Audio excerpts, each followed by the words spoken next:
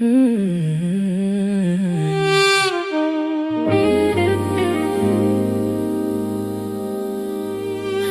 I was safe.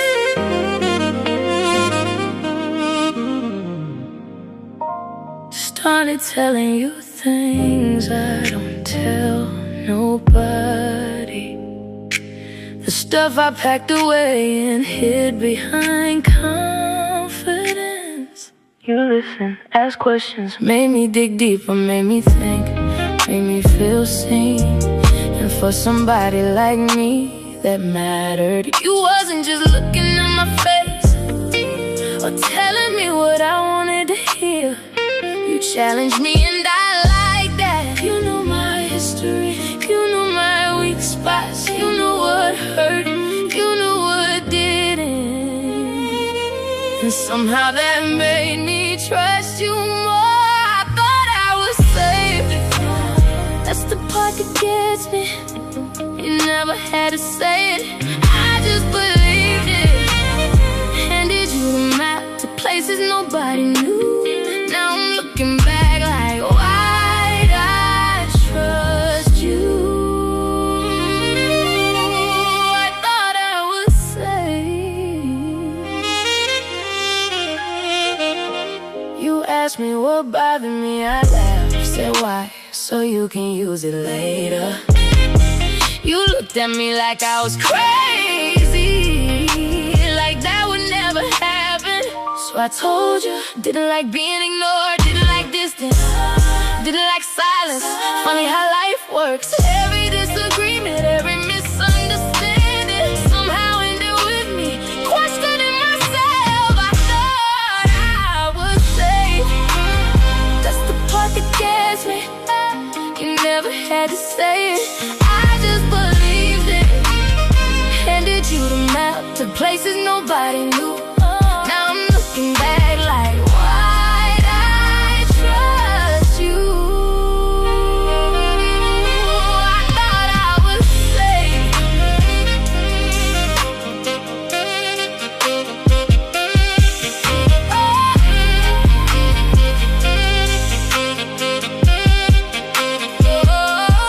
Not because you were perfect, not because we never argued, not because you always got it right, but because I thought your intentions were good. And when you believe somebody's intentions are good, you overlook things, you explain things away, you stay longer,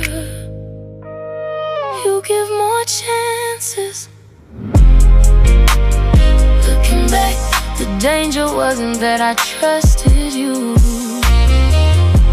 The danger was I trusted you more than I trusted what I was seeing.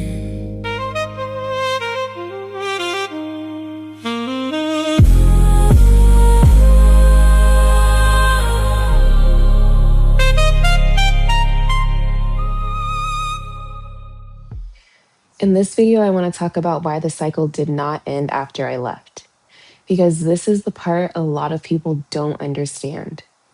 I physically left in March of 2024. I never moved back during my pregnancy. I spent the next year and a half living in California. Physically, I was not there, but emotionally, spiritually, financially, and psychologically, I was still connected to the cycle. I still agreed to counseling and reconciliation. I still answered the phone and believed things could change. The question is, why did I remain in the cycle? Because physically leaving someone and psychologically breaking free from them are two very different things. When people watch a story from the outside, everything seems obvious. You can pause the video, you can rewind, you can look at every red flag with perfect hindsight. But that's not how life works when you're living in it in real time. When you're inside of something, you don't have the same perspective that everyone else has while watching from the outside. One of the biggest misconceptions people have about abusive relationships is that people stay because they're weak, stupid, or because they enjoy being mistreated. That was not my experience at all. People stay in cycles for many reasons. Sometimes it's fear, sometimes it's financial dependence, sometimes it's isolation, sometimes it's because they genuinely believe the person they love is going to change. And sometimes it's because their faith, their identity, their community, and their entire support system have become tied to that relationship. That was my situation.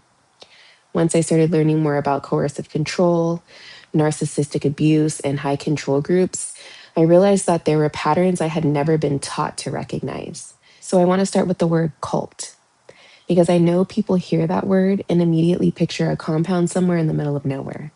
They picture people completely cut off from society, dressed the same, living under one leader. But experts who study coercive control often describe cult like dynamics not by the size of the group, but by the methods of control being used. A cult is often defined as a cohesive social group centered around a charismatic leader or extreme ideology, characterized by coercive control, thought reform, and exploitation of members' finances, labor, identity, and autonomy. Many researchers prefer the term high control group or new religious movement when discussing alternative faiths because not every religious group or unusual belief system is abusive. The issue is not simply having uncommon beliefs. The issue is unethical control. The issue is manipulation. The issue is whether people are truly free to think, question, disagree, and leave without fear. When I look back now, I can recognize many of those dynamics in my own experience. One major characteristic of cult like environments is authoritarian leadership. That means one person or a small group of people holds ultimate authority. Their decisions are rarely questioned. They are not truly accountable to anyone. Questioning leadership is not treated as healthy discernment, it's treated as rebellion, pride, disrespect, or being out of order. Over time, you learn that obedience is praised and questioning is punished. Another characteristic is coercive manipulation. That means psychological tactics are used to suppress independent thinking and enforce obedience. Sometimes that looks like love bombing, sometimes it looks like guilt, sometimes it looks like fear, sometimes it looks like being told your entire future depends on compliance. For me, it sounded like if you want salvation, you need to obey. If you want your marriage, you need to submit. If you want your daughter to have a father, you need to do what your husband says. Another major characteristic is isolation. Isolation doesn't always mean somebody physically locks you away. Sometimes isolation happens emotionally and spiritually. You begin trusting fewer and fewer people outside of the group. Family members don't understand. Friends are not spiritual enough. Outside advice becomes suspicious. People who question the situation are painted as dangerous, worldly, rebellious, or against the truth. Eventually, you begin filtering every opinion through leadership before trusting your own judgment. Another characteristic is the us versus them mentality. In high control environments, the group often believes it has a monopoly on the truth. Everyone outside is portrayed as corrupt, ignorant, dangerous, or spiritually lost. Criticism is not evaluated, it's dismissed. If someone leaves, the assumption becomes that something is wrong with them instead of asking whether something might be wrong with the system. And then there's exploitation. Exploitation can involve money, labor, time, emotional energy, personal sacrifice, or subordinate roles. Members are expected to give and give and give, often far more than they ever receive. They may be expected to hand over money, work for free, provide labor, support someone else's vision, or sacrifice their own stability for the good of the group, or in my case, the leader. A helpful way to understand the difference is to compare a fan club to a cult like environment. A fan club may admire a person or a movement, but the members can leave at any time without serious consequences. Nobody tells them their salvation is at stake. Nobody controls where they live, who they talk to, how they spend their money, who they marry, or what they're allowed to think. A fan club might charge optional fees for merchandise, events, or concerts. A high control group may pressure people to surrender savings, labor, income, or resources. A fan club allows people to keep their identity. A cult like environment slowly dismantles your original identity and replaces it with the identity the group approves of. That is why this was not just a relationship for me. Looking back, I do not think I was only navigating an unhealthy marriage. I was navigating an entire belief system that shaped how I interpreted everything that was happening. Now, layer narcissistic behaviors on top of that. Every single viewer who is wondering, what did you do to make him say and do those things to you? Or we haven't heard what you did wrong. Please pay attention to this part. Narcissism is not simply confidence. It's not just someone who likes themselves. Narcissistic traits can include an inflated sense of importance, a need for admiration, entitlement, difficulty empathizing with other people, difficulty taking responsibility, and a pattern of exploiting relationships for personal gain. Everything revolves around them, their needs, their feelings, their goals, their image. If something goes wrong, it's your fault. If they hurt you, you caused it.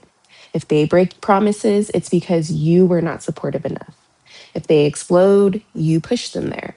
If you express pain, the conversation becomes about how you made them feel. Eventually, you stop asking, why are they treating me like this? And you start asking, what am I doing wrong? That's where the control begins. People also need to understand that toxic cycles are not usually bad every single second of every single day. If it were abuse 24 hours a day, 7 days a week, most people would leave immediately.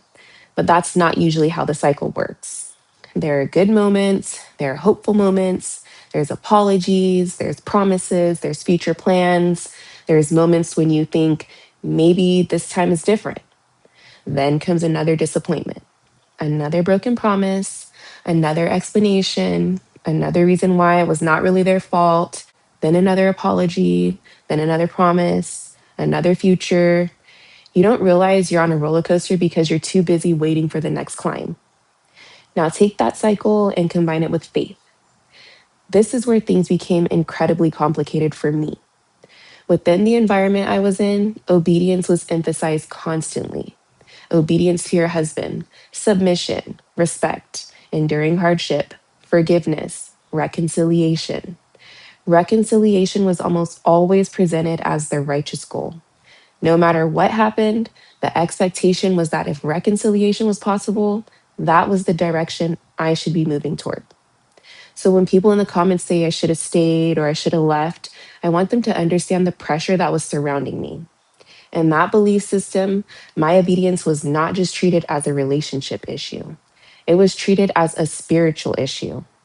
I was taught that serving my husband pleased God, that disobeying my husband could affect my salvation, that not submitting meant I was rebellious, that not forgiving meant I was hard hearted, that not reconciling meant I was refusing the righteous outcome. When you hear those messages over and over again, they do not just stay outside of you, they become your internal dialogue. So when I thought about leaving, I didn't only feel guilty towards him, I felt guilty towards God. I wonder if I was failing spiritually. I wondered if I was not praying enough. I wondered if I was not submitting enough. I wondered if maybe I was the problem. When your salvation feels connected to your obedience, that becomes an incredibly powerful form of pressure. Then there were the mediations, counseling sessions, and conversations with leadership. I want to be fair and say I do believe some people genuinely wanted to help. I don't believe that everyone had bad intentions, but intentions and outcomes are not always the same because many of the people giving advice were operating from the exact same framework that I was. So the advice almost always pointed in the same direction: pray more, forgive, reconcile, submit, give them time, keep trying, work it out, focus on being a better wife, and do what your husband says. Very little attention was placed on whether the environment was actually healthy. Very little attention was placed on accountability. Very little attention was placed on whether the person causing the harm was actually changing. Instead, the focus often came back to whether I was obeying, whether I was forgiving, whether I was submitting, whether I was willing to reconcile. And when multiple respected people tell you the same thing, you start believing your instincts must be wrong. You stop trusting yourself. You start outsourcing your judgment. Even when every alarm inside of you is going off, you feel guilty for listening to it. Now add motherhood. This is where I think a lot of people completely lose sight of what was happening. I was not just a wife anymore. I was pregnant, and then I became a first time mother. That changes the way you evaluate everything. Before my daughter was conceived, I may have been asking myself, can this marriage survive? But once I became pregnant, the question changed. I started asking, can my daughter have her father? Those are completely different questions. Every decision became more complicated. If I stayed in the cycle, was I putting my daughter in an unhealthy environment? If I fully walked away, was I taking her father away from her? Could he change? Would counseling work? Was I giving up too soon? Would I regret not trying one more time? Would she grow up wondering why I didn't try harder? Would she lose siblings? Would she lose a family? Would she lose a chance to know him? Those questions do not have simple answers when you're carrying someone's child. As I said, I grew up in a two-parent household. My parents are still together. I have a relationship with my father. And I want to clarify something right now. My dad did not introduce me to Deacon for dating or courting. My dad had received spiritual counseling from Deacon. And when I needed spiritual guidance, my dad referred me to him for that purpose only. Deacon knew a lot about me and my family before we ever talked on a relationship type level. Later, I joined Deacon's class and I volunteered to help with his designs. That's how we started talking. My relationship with him had nothing to do with my dad. But anyway, naturally, I wanted what I had growing up for my daughter too. I was grieving the possibility that she might not have the family I imagined for her before she was even born. Every promise he made, every apology, every conversation about reconciliation, I interpreted through motherhood. Every time he talked about visiting, I pictured my daughter having her father. Every time he talked about moving forward, I imagined the family I wanted for her. I was not only trying to save a marriage anymore, I was trying to save what I believed my daughter's future could be. That hope kept pulling on my heart. Sometimes women don't stay because they're choosing the man over themselves.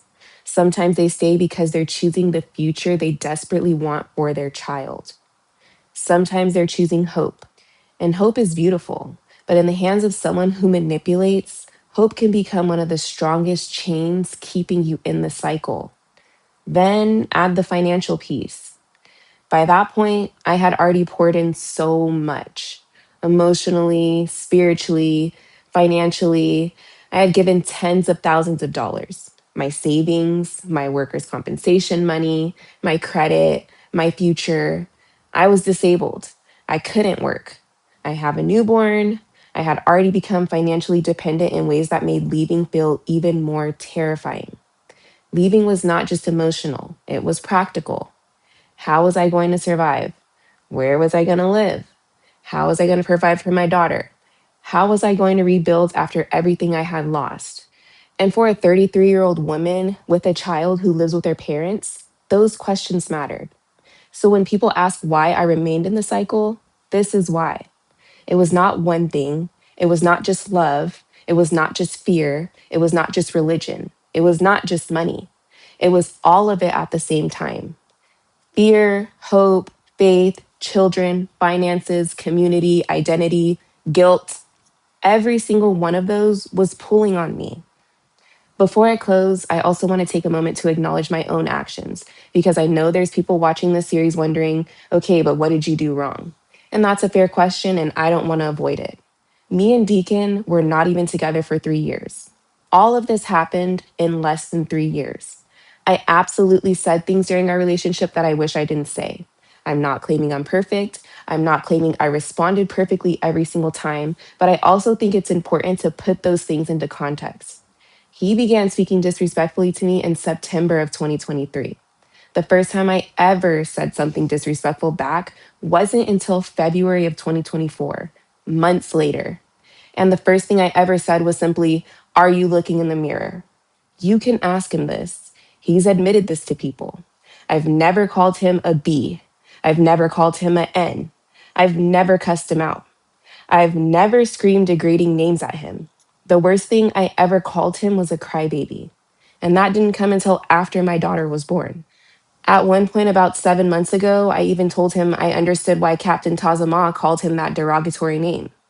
Those are things I can own. I wish I had handled those moments differently. I have never once called him any type of cuss word or derogatory name. But accountability also requires proportionality. Nothing I said explains or justifies being told that I was going to miscarry our child. Nothing I said justifies being physically assaulted while I was pregnant. Nothing I said justifies taking tens of thousands of dollars from me. Nothing I said justifies him not being responsible for his child, withholding financial support from the both of us, intimidation, manipulation, humiliation, or the things you've heard in the recordings throughout this series. I can acknowledge my own mistakes without accepting responsibility for choices that were never mine to make. Those decisions were his. Those were his actions. Those were things he chose to do, regardless of how I responded. That is why the cycle continued even after I left Washington. I stayed in California and I remained separated. But psychologically, emotionally, financially, and spiritually, I was still inside it. Leaving the state was one decision, leaving the cycle took much longer. Looking back now, I can finally separate faith from control, forgiveness from enabling, obedience from coercion, and reconciliation from repeatedly returning to harm. I can also say something I could not fully say back then. Real love does not require you to abandon reality. Real leadership welcomes accountability. Real faith should not be used as a weapon to keep someone trapped in harm. That does not mean every decision I made was perfect. There are choices I would definitely make differently now, but I was not making these choices with the clarity that I have today. That doesn't mean that he had his hand up my behind like a puppet. It means I was making those choices inside of a system of pressure, fear, hope, and spiritual confusion. The biggest lesson I've learned is that leaving is not always one decision. Sometimes it's hundreds of decisions. It's grieving the marriage you thought you were building, the future you imagined for your child, the version of the person you kept hoping would finally become real. And that is why people don't just leave. Because before they walk away completely, they usually have to let go of an entire future they believed was still possible. Once I began seeing the pattern clearly, I stopped asking, how do I make this person change? And I started asking a much healthier question. What kind of life am I creating for myself and my child if nothing ever changes?